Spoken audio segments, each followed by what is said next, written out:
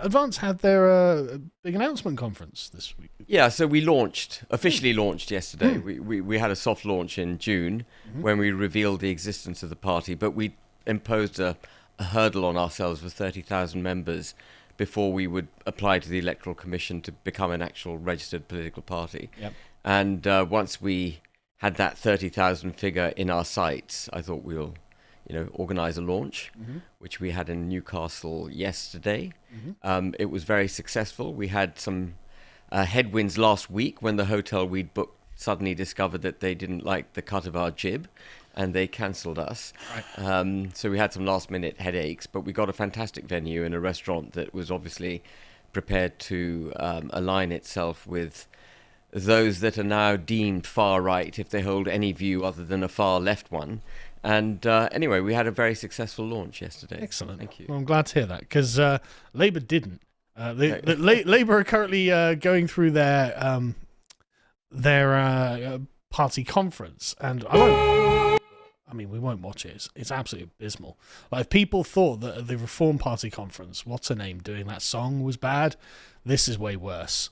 But you reasonably well attended Labour conference, obviously, and you have various people bloviating about how they're going to fix the country. But the thing is, the public just aren't buying this, right? So, I mean, it's at the moment Nigel Farage, it's his time in the sun, but we are told repeatedly that reform is Nigel Farage. So when he decides he's had enough, we're going to need alternatives. But the point, as you can see here, is that Labour are screwed. They're absolutely screwed, and this is just another poll in the long line of polls of the past year that have shown that Labour are going to get crushed the next time an election is called. And they know it. And so Labour are kind of like Wile E. Coyote, who's run out on the ledge and is just waiting for gravity to take effect.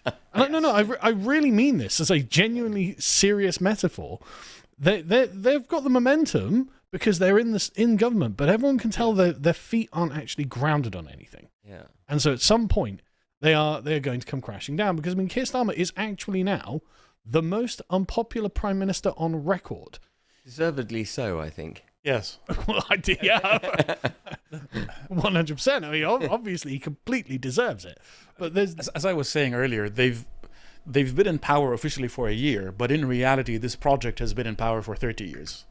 Exactly. And it's been the same ideas, very stale ideas, very wrong, false ideas that have been in control, and the 14 years of conservative government in no way changed anything, had zero impact on the state and consensus within the state that was built by Tony Blair. And that's why they're already so exhausted, because they have nothing to offer. I think Keir Starmer recently, or a couple of months ago, asked the various regulators what their suggestions for increasing growth would be. That's extraordinary. Regulators who are an imposition on growth are meant to yield the answers for their entire job is to inhibit growth. Exactly.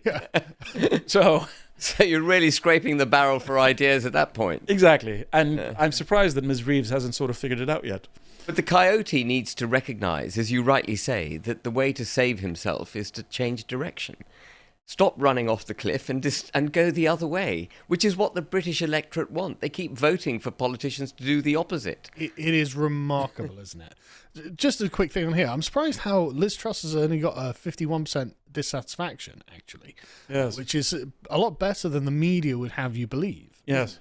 They would have you believe that she was basically the worst thing ever to happen, which I don't think she was. But anyway, so Keir Starmer is well aware that actually they're screwed. They're just completely screwed, and they're going to get absolutely hammered at the next election. We'll watch this quickly. Your Labour predecessors, when he was having a bit of bother, Harold Wilson, when asked what was going on with his leadership, he said, "I tell you what's going on, this government's going on, and I'm going on."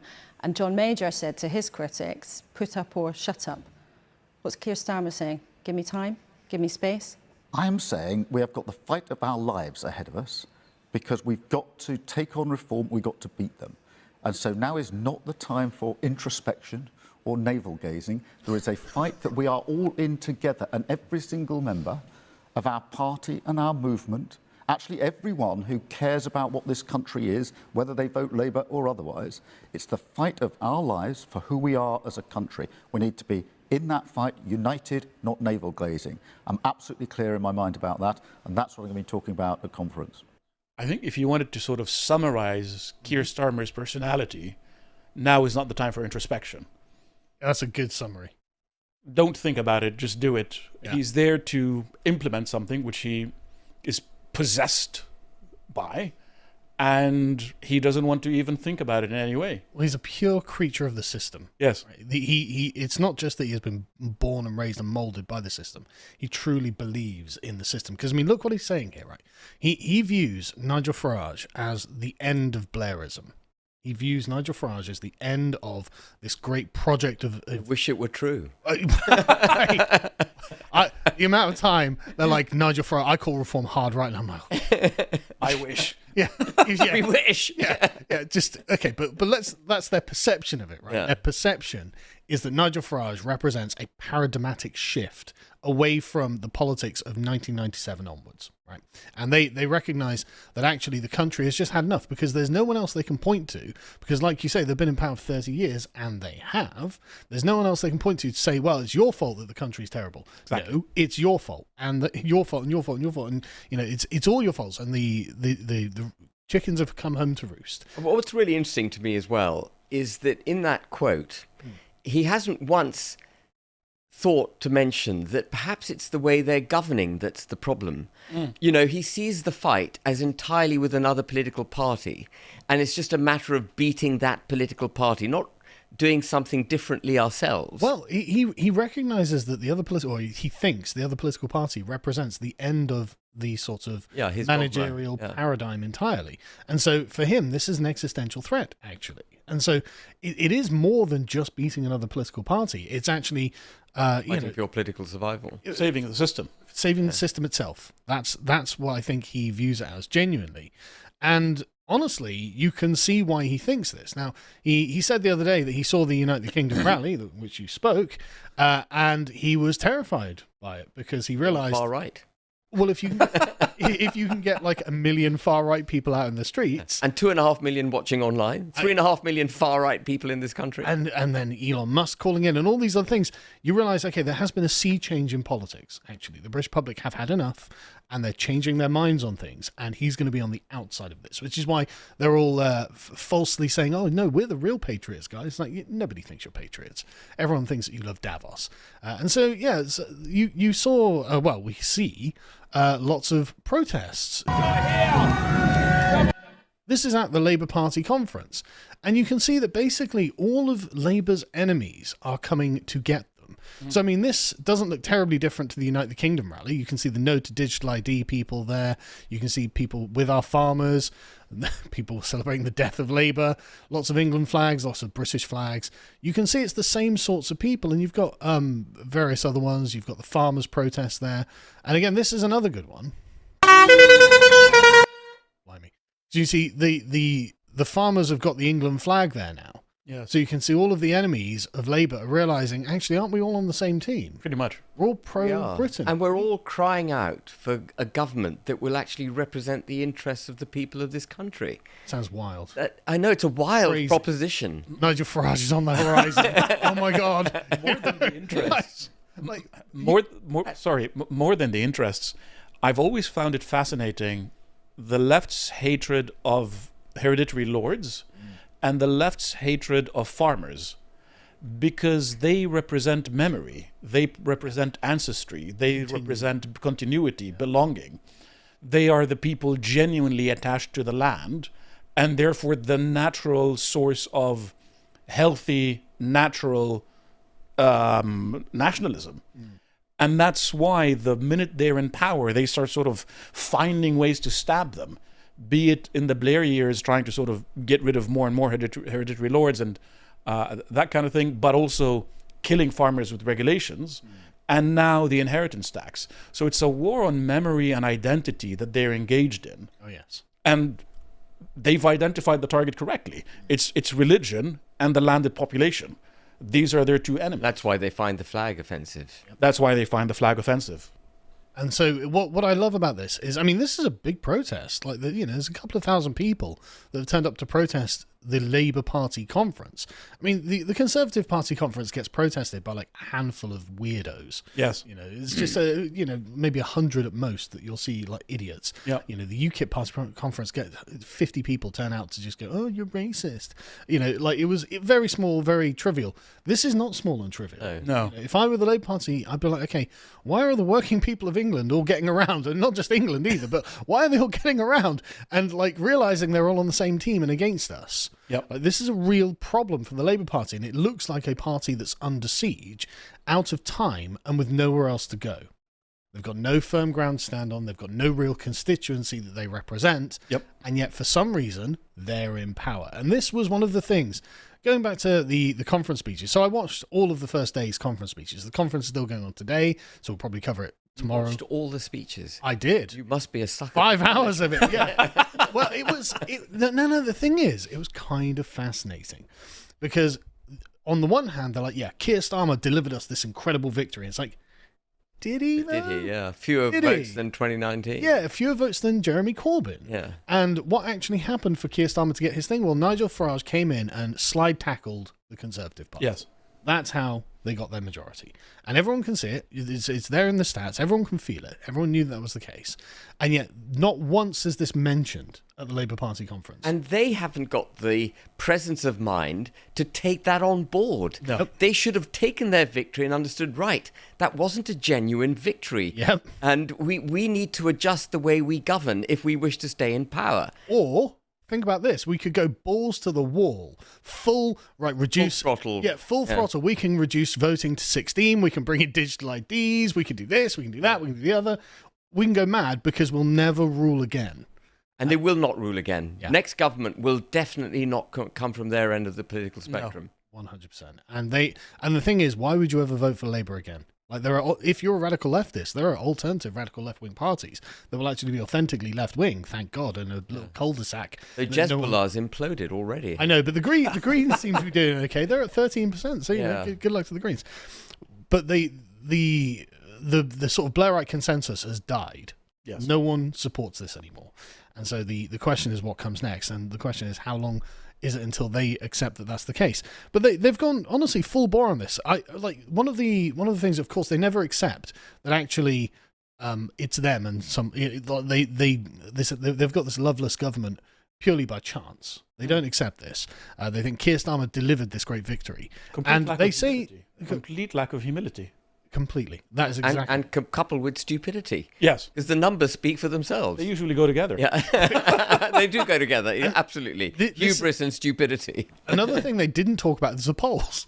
Yeah. They didn't talk about the polls. They would say things like, we appreciate that we have a challenge on the horizon. We understand this is a challenging moment. It's like, challenging moment? You're about to get dragged out by a crowd and shot. What are you talking about? Like this? Yeah, it's a challenging moment. But they kept saying things like, well, we're against the politics of division. It's like, okay, so that, just, in a word, just means agree with us or you're against us. Exactly. That's all that means. And they kept saying things like, we will mobilize the full power of the state. It's like, oh, God, please don't. That's the last thing anyone wants is the more state power. Yeah, exactly. It's more state interference in their lives. Like, you just don't understand why everyone hates you. Anyway, so yeah, the protests were quite large, really, and you had people driving around the vans, which is something Labour started, but yes, this is an innovation of Labour's that has been turned on them, which is a lesson, really, isn't it, Labour? But then you start getting the journalists tweeting like offhanded comments from within the conference itself, and some of these I think are the best bits. So one person at the Labour conference, quote, I've been surprised at opposition to ID cards, especially on civil liberties grounds. I thought we'd moved on from that. Goodness. After COVID, I thought people were willing to accept more government intervention into their lives. Jeez. I mean, that absolutely reveals their mindset. Read the room. Yeah. After COVID, we thought you were okay with paper us locking sleeves. you into your homes, absolutely, and making you scan QR codes to go into shops, and sort of policing your every breath. Yeah, why are you objecting to digital IDs? I wonder. It's insane how they don't understand. It's the laptop class. I'm amazed it's only had 408 comments. That's a great point. But this is just remarkable that I can't believe that there are people in the Labour Party who don't understand why people don't want overbearing state. How is it you still don't get it? But it really is like one of those things. Another one. All the feedback I'm getting from the Labour Party conference is not if Starmer will resign, it's when he will resign, because the party expects to get wiped out at the local elections on the 6th of May. Yeah, no kidding. No kidding. Like, the idea that they thought, oh yeah, well, we just have the full spectrum digital ID and everyone will be okay with that. So there are lots of things that the British public will tolerate, but literally a papers please style ID has never been one of them. And it's all like Tony Blair couldn't get it in at the height of his power. Yes. What Keir Starmer at the very nadir of his power thinks he can do with this is ridiculous. And this was my favourite one. Overheard at the Labour conference, we do door knocking, get told to F off. It's daily. F off now, because everyone hates us. Surprise. Surprise. Well, But you must someone's ask- getting it.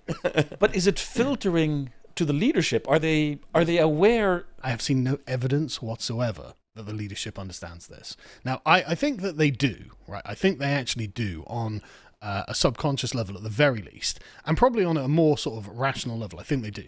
But they've decided that they're going to try and tough it out. They're going to put on a brave front, and, lock arms and say, no, we all agree that actually everything's going great. The Labour plan is going to work. We're just going to raise your taxes a little bit more, says Rachel Reeves. Stiff upper lip while they all break down in tears in Parliament. While the ship goes down. Yeah. And the only problem is the electorate. They just won't vote properly. Yes. That is... If only we had smarter voters. Oh, wait, let's import them. Which has been the Labour manifesto for about 30 years now, as you pointed out. So, yeah, the whole thing is, it is emblematic of a party that is just surrounded. And it feels like the sort of the Jewish zealots at Masada or whatever it was, where they're like, right, what's our plan? It's like, what, suicide pact? I don't know. Like, what are we going to do? Because there's nowhere to go. The army, the Roman army is surrounding them. They've got no exit. And so, like, they go on TV and they give these crazy little interviews where they're like, well, can you rule out increasing VAT? And Rachel Reeves is like, no, obviously not. Are they going to raise VAT even more? Well, the autumn budget's coming and they need money. They're desperate for money. They're going to crash the whole thing. They're going to crash the whole And thing. again, it hasn't Financial occurred to them crisis. to cut costs. No. It just hasn't entered their psyche. It never comes up. No. It never comes up. There are two sides to this equation, right? Exactly. But that's the thing. When Starmer tried to do very modest welfare cuts, his whole backbenchers Nailed him. revolted against him and made him stop. So the MPs of Labour, the parliamentary party, they are more extreme than the activists, or they are a perfect reflection of the activists. And remember, every time, like, this trust was brought up like 4 or 5 times throughout this conference. Yes. And it's like, okay, she ruled for what, a month? Yes. You know, she had a very modest set of costs, and the Conservative Party tanked her, and she's being used as like this emblematic figure. You don't want to be like Liz Trusty. It's like, what do you mean? You don't want very minor tax cuts? Absolutely. And I want major tax cuts. What are you talking about? what they accused her of, which was unfunded tax cuts of around 40 billion, Yes. was exceeded by the unfunded spending commitments made by Labour in the last budget. Yes. And no one puts the two together. Well, But they haven't. The bond markets do. Things are worse now. And interest rates are higher than they were under Liz Truss. And Yeah. But it comes back to what you were saying. It's the reversal of their ideological commitments that they fear so much. Yes. They want to borrow, tax, and spend, and anyone who gets in the way of that is a problem. And The lunacy of intersectionality. The problem that they have as a bunch of communists and, frankly, degenerates is that when they admit one error on one front, they'll have to admit it on all fronts. Yeah. The whole thing unravels. Exactly. And that's why you saw Jonathan Willoughby, who now goes by the name India, threatening one of the Pakistani MPs that if you say that I'm not really a woman, I'll say that you're not really British. And so there's a suicide pact in place. There's a suicide. If you tell the truth about me, I'm going to say the truth about you. Don't you dare. And so they're all locked into it together. We're all going to die together. It sort of puts Hamas to shame, because at least some Hamas leaders run. So that's what it is. So, I mean, look at Rachel Reeves' face here. You can see the kind of desperation and exasperation in her position, right? Like, and everyone's face looked like this.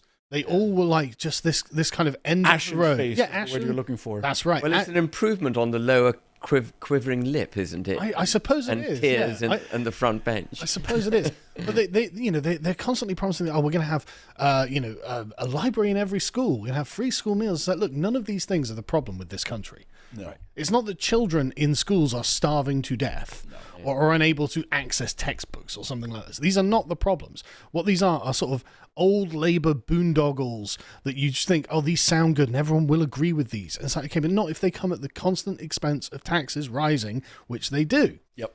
The one interesting thing so far was Andy Burnham giving a little speech. Now, I would play it, but the audio on this is atrocious. But he does point out that Keir Starmer has created a climate of fear within the Labour Party. And that's self-evidently true. I mean, when he came into power in the Labour Party, before they were elected, he just started, excising those elements that he considered unacceptable, basically the Corbynistas. He kicked them all out. I mean, he kicked out Corbyn, and he nearly kicked out Diane Abbott and various others. And he's clearly ruling the party with an iron fist. Yeah. And this has created this kind of atmosphere. And I think this is the reason why, on the stage, people could only say hypothetically positive things, like things that they think would be, we've got to put on the brave face. We can't really have, as he said, introspection into the current circumstances of the Labour Party now, because that would be to admit any kind of weakness or failure. And like you said, the whole thing starts unraveling if you start talking about how there are weaknesses and problems in the Labour Party. And so Andy Burnham, who is obviously challenging Keir Starmer, is the one person I heard, and he's not even on the main stage. He's in like a side room, speaking. He's got a packed room. I'll get it up just so you can see. One thing I am worried about, See and I the think we do audio is need not to good. debate at this conference, in my view, is how can you have an open debate about all of those things if there's too much of a climate of fear within our party and the way the party is being run? How do you get an open debate about the direction? You can see it's a very well attended sort of side, breakout room, whatever they call them. But the point being is that obviously you can feel the fragility of the Labour Party at this point. They've decided, no, we've got to all lock in and as they say, there's just effing do it, just do things, just do things. It's interesting to hear him argue in favour of debate when government policy right across the nation is to shut down freedom of speech. I mean, literally. That they're doing it. Andy Burnham's equally guilty of the whole thing. They're all guilty of not being prepared to debate the main issues. Absolutely. And this, we'll get into that later, in fact, how they've been shutting down debate. But you see this everywhere. I mean, like, look at who's been arrested in the past 3 weeks or so. Yeah. And it's from every political angle. It's just like, God, we've got enemies everywhere. We need to just, grab them all. So the point being, I just wanted to end with this, was just, it's actually, I'm really enjoying watching the Labour Party squirm. I'm really enjoying watching them desperately trying to figure out how they can get out of the fact that they have ruined the country. This is the end of the Blairite project, and that just everyone is in arms against them. Yeah. It's genuinely wonderful to watch. And they just reek of desperation at this point, which is another thing that I like to see in my political enemies. Anyway, Burning Beard says, I hear X just banned the YouGov account for threatening to arrest citizens. I don't believe that.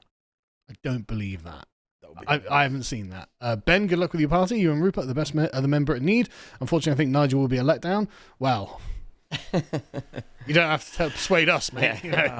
I mean, on the plus side, Nigel did come out and say he was against the digital IDs, so that's something. But that was encouraging. Yeah. I think the positive thing about Nigel Farage is going to be that he's going to be extremely beholden to the online right, and that this whole story that Twitter is not real life. Yeah, but Twitter is real life. It's very much real life. It's where the really politically engaged people are. Exactly. And it filters down. The rest of the nation wakes up. Whatever happened on Twitter today. Look at Keir Starmer with the look at Keir Starmer with the United Kingdom rally. His whole thing is, I was terrified by the scale of this rally. Wherever it is, there we go. This interview, he's saying that he was terrified by the scale of the rally. Well, that was organised via X. Yeah, that was organised by Tommy Robinson on Twitter. Yeah. So it's like, no, this is real. Obviously, it's real people using the internet, and so it genuinely, with enough, the scope of it becomes something that impacts national politics to the point where the Prime Minister himself is basically running scared of Tommy Robinson, which again, well, he should run scared of the million plus people, 2.5 million watching online, Yeah. who stand in utter opposition to the governing classes. Yes. That's what he should run scared of. And the right response is to change the way you're governing. No introspection. No introspection. No introspection. Thank you very much. Imagine the sunk cost fallacy of Keir Starmer, Yeah. right? Imagine how much he has poured his heart and soul into making the UK this thing. Can you imagine? I know his whole ideology unravels, but can you imagine how the British electorate would respond if suddenly he were to turn around and say, look, I get it. We're going to stop the dinghies. We're going to deport people who are here illegally, detain them and deport them. We're cutting your taxes. We're slashing the welfare bill. We're going to we're ditching net zero because it clearly isn't working. Trump's right. Yeah. You know, everyone goes, I can't even wow. imagine. Yeah. No, but can you imagine? He would do better in the polls. Oh, yeah. You know, people would be encouraged by that. But Andy Burnham will end up becoming Prime Minister. Maybe. Because but the Parliamentary Labour Party will... Absolutely crucify. He's being held hostage Yeah, you're by right. the radicals. He's held that hostage. He was part of, and he can't get away from it. But he is also a true believer in the system itself, remember? Like, Yes. he is a true believer in the The system. Blairite state. So, yeah, it's basically, I love watching them in an impossible position because I'm not in that position myself, so it's not my problem. And these people have been running the country, so it's good that I like the fact that finally politics has got to an inflection point where these people literally have nowhere to go. Right, there's nowhere they can run. There's nowhere they can hide. They can't put up a smoke screen. They can't, pivot. There's nothing to pivot to. You've exhausted every angle.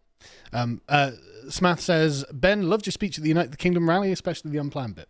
It was a good speech. Yeah. Well, that was on Starmer too, I think, wasn't it? Well, that was the thing. Yeah, exactly.